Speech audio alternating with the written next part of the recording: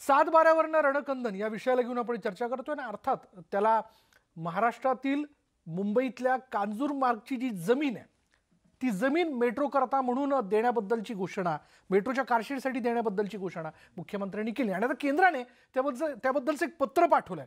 बरं, केंद्र सरकारनं काय पत्र पाठवलंय?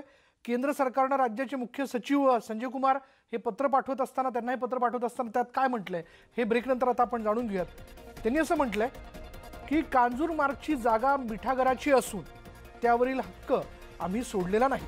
MMRDAने यापूर्वीही या जागेवर प्रकल्प उभारण्याचा प्रस्ताव पाठवला होता, मात्र तो फेटाळण्यात आला होता।